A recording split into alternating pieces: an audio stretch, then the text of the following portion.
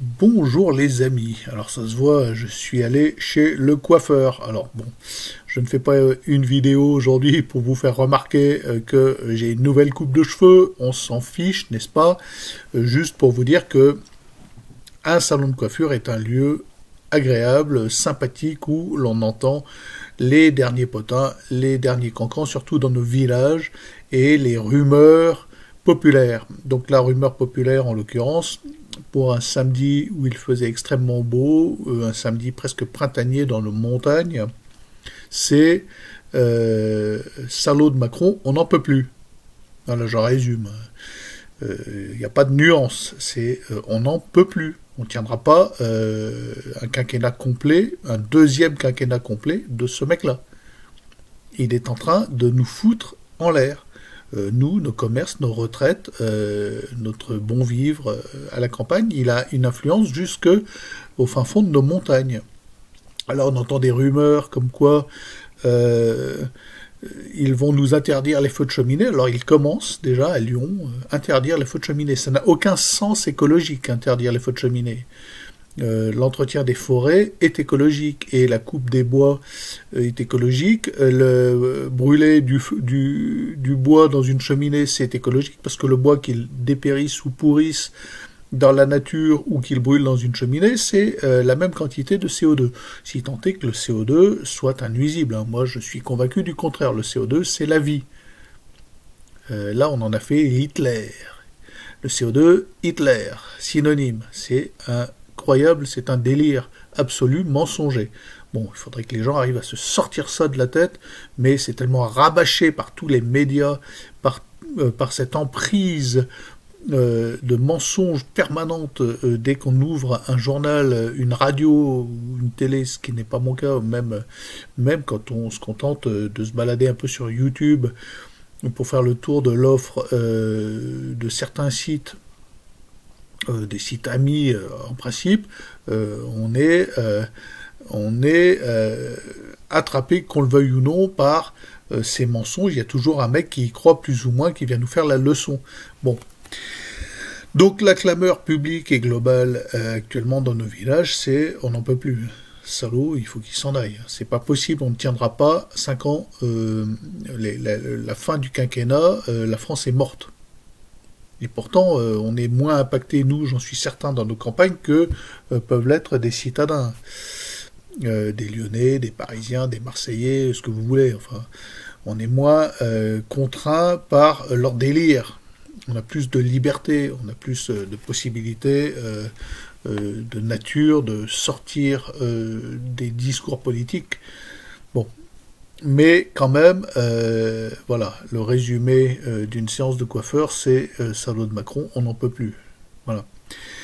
Alors, moi j'écoute, je ne vais pas rentrer dans les discussions parce que je suis d'accord avec eux, salaud de Macron, on n'en peut plus, mais moi je m'attaque plutôt à la cause. Pourquoi, comment c'est possible d'en être arrivé là? Et mon explication à moi, c'est que c'est le fruit de notre apostasie à tous. Pourquoi des gens qui sont actuellement en recherche de spiritualité vont plus facilement vers un ashram, un temple bouddhiste ou voire même l'islam que dans une religion authentique et sérieuse comme le christianisme. Ah, me contredisez pas, c'est une religion sérieuse avec une théologie scientifique, une religion où il se produit des miracles incontestables, ne serait-ce que les évangiles, ne serait-ce que le miracle de la croix, de l'Eucharistie, ne serait-ce que le miracle réel du suaire, le miracle des saints conservés, etc. C'est une religion sérieuse. Le catholicisme, si vous vous penchez un peu sur la question, vous y trouvez votre nourriture spirituelle en plénitude, sans imaginaire. Il n'y a pas d'imaginaire dans la proposition du salut. Quand le Christ meurt sur la croix, c'est très concret. C'est un acte posé sur terre et c'est extrêmement concret. Et c'est un acte historique et en même temps c'est un acte qui nous entraîne vers une proposition réelle. Il n'y a pas, de côté légendaire, de proposition farfelue, de côté mythique dans le christianisme, contrairement aux autres fausses religions. Bon, c'est pas tellement mon propos, mais ce que je veux dire, c'est que il est hallucinant de voir des jeunes baptisés aller vivre dans des ashrams, dans des temples bouddhistes, et dont certains que je connais qui sont devenus, je sais pas comment on dit, bergers, gourous, dans un temple bouddhiste pas très loin d'ici. C'est complètement hallucinant, mais ce que nous vivons là, c'est le fruit de cette apostasie. Et ne nous plaignons pas des élites que nous avons, parce que eux ont franchi un cap. Ces religions, ces fausses religions sont proprement antéchrist. Le bouddhisme, je suis désolé, c'est pas une saine volonté divine. Non, il n'y a pas de proposition de salut dans le bouddhisme ni dans l'islam. J'aime bien les musulmans, je peux discuter avec les musulmans, mais c'est un antichristianisme. Bon, et nos élites, eux, franchissent carrément le pas du satanisme. Et on a toute une partie de cette église catholique qui vont rigoler à mes paroles et dire « Mais non, le diable, c'est une invention du Moyen-Âge. » Ça, c'est un fait. Et donc, vous avez des élites dans leur globalité qui ont fait allégeance, qui ont fait un pacte avec le diable. Moi, je ne peux pas, ou alors faut qu'on me l'explique, expliquer autrement l'ascension fulgurante d'un Macron, l'arrivée au pouvoir de ce type-là, de cette façon-là, sans un pacte satanique derrière. Ce n'est pas possible. C'est impossible. Il y a tous les signes. D'ailleurs, des signes, il y en a 3 caractéristiques. Il y a les addictions à la drogue et au sexe. Je crois que notre monarque, lui, il cumule, il n'y a pas de problème, comme certains autres personnages. Il y a l'incapacité à proférer la moindre vérité. Les seules vérités que Macron va sortir, les seules vérités dont il est capable de nous faire part, ce sont sa haine de la France et des Français. C'est tout. Sa haine viscérale de la France et des Français. Là, dès qu'il aborde ces questions-là par des petites phrases ou quoi que ce soit, il est honnête, sincère. Il est la France et les Français. Il est le peuple dont il a prétendument la charge. Et moi, qu'on ne me raconte pas qu'il est possible que ce type ait juste profité d'un concours de circonstances, d'un trou, d'un vide ou d'un trou d'aiguille où il s'est faufilé. Une fois, c'est peut-être un accident. 2 fois, non, c'est pas possible. C'est derrière un pacte satanique. Lui et Jean Brichel, c'est un couple de petits satanistes.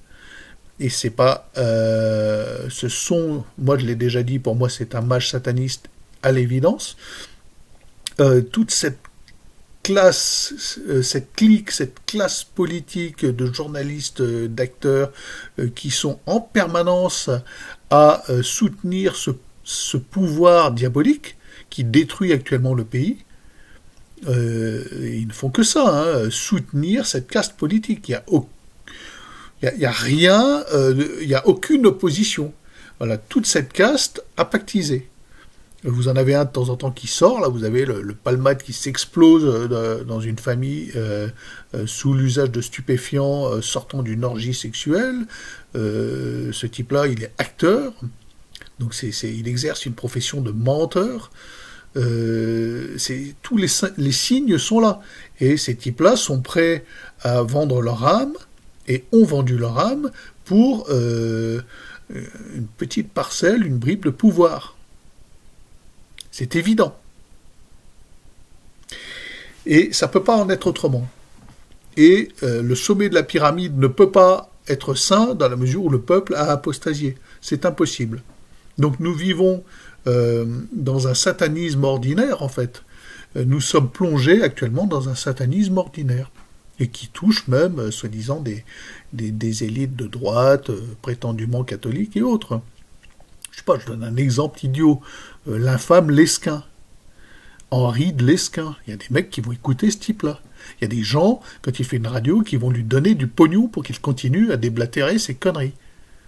Et ce type-là, tôt ou tard, va vous asséner ses vérités.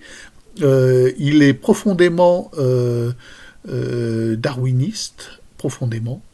Donc, c'est une preuve de bêtise, hein, le darwinisme. D'être darwiniste, de croire comme une vérité la théorie de l'évolution, c'est une preuve de bêtise profonde, congénitale, parce elle est ontologiquement impossible, philosophiquement impossible, physiquement impossible, mathématiquement impossible, elle est impossible. Et se croire intelligent et défendre ce genre de thèse, c'est la preuve de la bêtise, tout simplement. Et ce type-là, par exemple, sous couvert d'une certaine culture, vous sortira tout d'un coup que le suaire de Turin est un faux.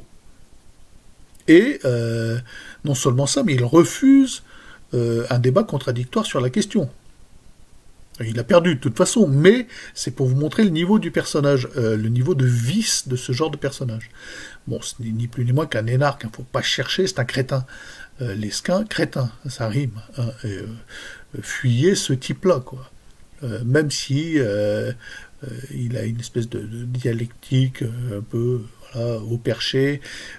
En débat, il est épouvantable. Il est incapable d'écouter quelqu'un qu'il a invité pour débattre ou pour vendre un livre ou une thèse qu'il a écrite. Il est incapable d'écouter. Vous voyez bien, c'est épouvantable. Bon, c'est pour vous montrer que même dans ces milieux dits de droite, il est impossible de trouver quelqu'un de radicalement honnête, de radicalement vertueux. Ça n'existe pas. Alors, il y en a peut-être un ou deux. Bon, mais là, on voit ce type-là, il porte la bêtise avec son écharpe blanche. Bon. Pourquoi? Oui, c'est mon tunnel Lesquin. Ben, ça fait du bien d'ailleurs, parce que ce personnage est insupportable, profondément insupportable. Et voilà, il devrait retourner à la fonction publique, à l'UMP dont il vient, ou je sais pas quoi, RPR sans doute, enfin c'est de la droite molle, dégueulasse, quoi. C'est l'Église Vatican II dans toute son horreur, dans l'apostasie globale qui fait que nous avons les élites que nous avons. Et bon, c'est dur à dire, mais il n'y a pas beaucoup actuellement. Si l'on cherche une proposition de défense de la France, on est un peu seul. Moi, j'ai même pas 1500 abonnés, j'ai 1496 abonnés. C'est pas avec ça qu'on va sauver le pays. Bon, je dirais Jeanne d'Arc, quand Jésus est venu la chercher, elle en avait 0. Mais je suis pas Jeanne d'Arc, ça se saurait. Et j'ai pas de voix, et voilà, je m'auto-missionne un petit peu tout seul, parce que y a personne qui m'a dit « fais des vidéos pour la royauté de notre Seigneur ». Bon, je le fais parce que c'est un devoir de catholique, hein, et de bon sens.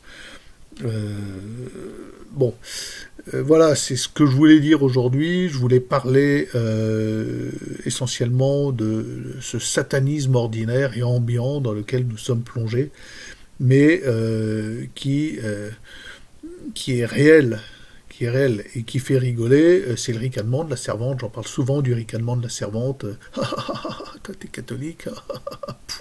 Allez, je me désabonne. Moi. Catholicisme, moi, je crois en rien. Puis chacun, il croit en ce qu'il veut. Puis il y a Shiva, puis ci, puis ça. Voilà. Et donc, apostasie des Français et élite sataniste, ça va de pair. Ça va de pair. Convertissez-vous, les amis. Parce que vous avez les élites que vous méritez. Ça sert à rien de dire on n'en peut plus, Macron, on tiendra pas 5 ans, et puis il est en train de détruire la France, et puis qu'est-ce qu'on peut faire? Eh bien, vous avez au moins une chose à faire, retournez dans vos églises, retournez prier, redevenez chrétiens, parce que ces élites-là sont antéchristes. Donc, pour s'opposer à eux, il faut redevenir chrétien. Il faut se retourner vers le Christ. Il n'y a pas d'autre solution. Et il faut sortir la France de son satanisme ordinaire, tout simplement. Voilà. Allez, ça fait 15 minutes, les amis, c'est bien trop long. Allez, je vous salue bien, à la prochaine.